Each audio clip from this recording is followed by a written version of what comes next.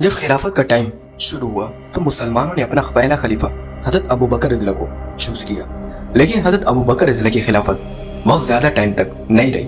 उन्होंने ऑलमोस्ट 2 साल तक खिलाफत की और जब उनको ये रियलाइज हुआ तो उन्होंने अपने बाद इतनी बड़ी एम्पायर को संभालने के लिए हजरत उमर रज़ियल्लाहु को खलीफा चूज किया। उन्होंने 10 ईयर्स में मुसलमानों की एम्पायर को 10x बढ़ा दिया। उन्होंने बहुत सारे इलाके फतह कर लिए, Iran, Iraq, Armenia, Georgia, Syria, Jordan, more over countries उन्होंने फतह कर ली। आखिर ये सब उन्होंने किया कैसे? We coming back. मक्का में सदियों से एक ही कबीले का कंट्रोल था, कुरैश, और ये कबीला इतना बढ़ चुका था कि इस कबीले के लोग कई सारे कबीले में डिवाइड हो चुके थे, जिसमें लड़ाइयाँ होती और बेअमनी पैदा होती और अमन इनके दरमियान से बिल्कुल ही खत्म हो जाता। और अगर इनके दरमियान अमन खत्म हो जाता और लड़ाइयाँ शुरू हो जाती तो सदियों तक ये सिलसिला चलता रहता।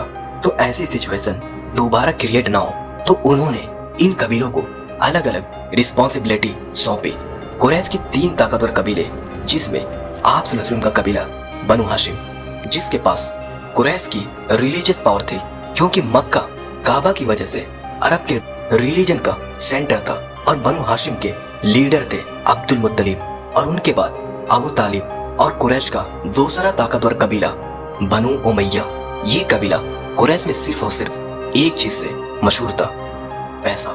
इसलिए कि मक्का की सारी इकोनॉमी यही कबीला बनु उमैया कंट्रोल करता था, और इस कबीले का लीडर था अबू सुफियान।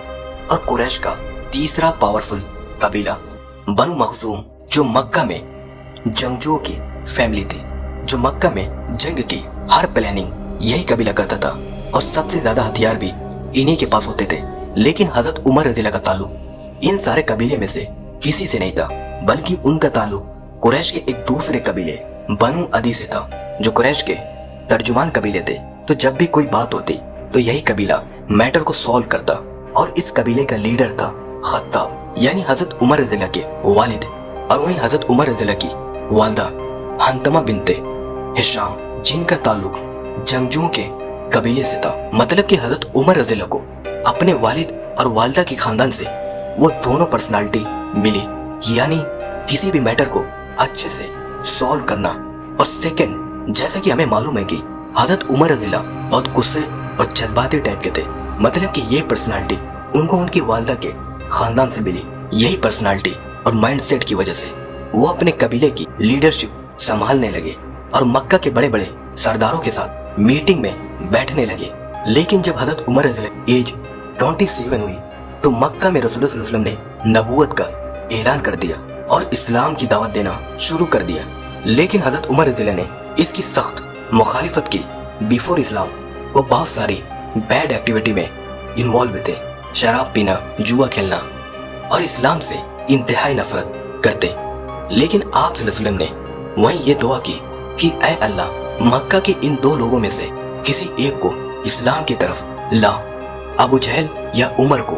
वहीं मक्का के लोगों को इस्लाम से दूर रखने के लिए अबू जहल और अबू सुफियान मक्का के बड़ों की बार बार मीटिंग बुलाकर उन्हें ये समझाने की कोशिश करते थे कि मोहम्मद की वजह से हमारा दिन खराब हो रहा है और होता चला जा रहा है। इन मीटिंग में बार बार बैठकर हजरत उमर रज़ियल्लाहु बहुत तंग आ गए, जिससे उन्होंने एक ऐसा फैसला किया जो किसी ने इससे पहले जुर्रत नहीं की, रसूल सल्लल्लाहु अलैहि वसल्लम को खत्म करने का फैसला। वो अपनी तलवार लेकर सीधा दार अरकम, जो मक्का में मुसलमानों का प्राइमरी टीचिंग हाउस था, उसकी तरफ रवाना हुए। लेकिन अल्लाह ने ये सारा गेम चेंज कर दिया। जैसे ही वो अपनी तलवार लेकर घर से निकले तो रास्ते में उनके एक फ्रेंड ने, जो सीक्रेटली मुसलमान हो चुके थे, उन्होंने हजरत उमर रज़ियल्लाहु से पूछा कि ऐ उमर, कहाँ जा रहे हो ये तलवार लेकर? जिस पर हजरत उमर रज़ियल्लाहु ने ये बताया तो वो बिल्कुल डर गए और कहा कि मोहम्मद सल्लल्लाहु अलैहि वसल्लम के पास जाने से पहले अपने घर की तो खबर लो। जिस पर हजरत उमर रज़ियल्लाहु उनका इशारा समझ गए और वो सीधा अपनी बहन के घर गए। और हजरत उमर रज़ियल्लाहु की बहन और उनके हस्बैंड सईद बिन ज़ैद जो मुसलमान हो चुके थे, तो हजरत उमर रज़ियल्लाहु सीधे अंदर गए और सईद बिन ज़ैद रज़ियल्लाहु को मारने लगे। और उनकी बहन फातिमा रज़ियल्लाहु ने उन्हें बचाने की कोशिश की, लेकिन हजरत उमर रज़ियल्लाहु ने गुस्से में उन्हें भी मारा, जिससे उनका खून बहने लगा। तो हजरत उमर रज़ियल्लाहु ने जब अपनी बहन का खून देखा तो उनको आखिर तरस आया। तो उन्होंने कहा कि आखिर मुझे अपना कुरान दिखाओ, आखिर उसमें लिखा क्या है। फाइनली जब उन्होंने कुरान को पढ़ा तो वो भी मुसलमान हो गए और इस्लाम कबूल करने के बाद वो दारे अरकम की तरफ रवाना हुए। लेकिन वहाँ भी किसी को कुछ भी पता नहीं था कि हजरत उमर इस्लाम कबूल कर चुके।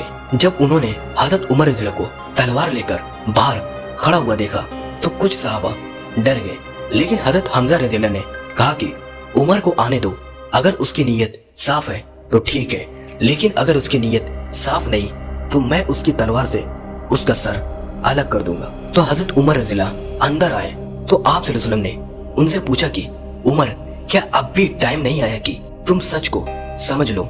जिसके बाद हजरत उमर रज़ियल्लाहु ने आप सल्लल्लाहु अलैहि वसल्लम और बाकी सारे मुसलमानों के सामने इस्लाम कबूल कर लिया। नाउ हजरत उमर रज़ियल्लाहु के इस्लाम कबूल करने के बाद अब मुसलमानों के हालात बिल्कुल बदलने लगे। इससे पहले मुसलमान सीक्रेटली इस्लाम को कबूल करते और उसको सीक्रेट रखते, लेकिन अब लोग ओपनली इस्लाम कबूल करने लगे और सामने आने लगे। वहीं इससे पहले लोग अपनी सारी इस्लामिक एक्टिविटी को छिप छिपा कर करते थे, लेकिन अब ओपनली नमाज पढ़ते। हजरत उमर रज़ियल्लाहु के जरिए मुसलमानों की कंडीशन पूरी तरह चेंज हो गई।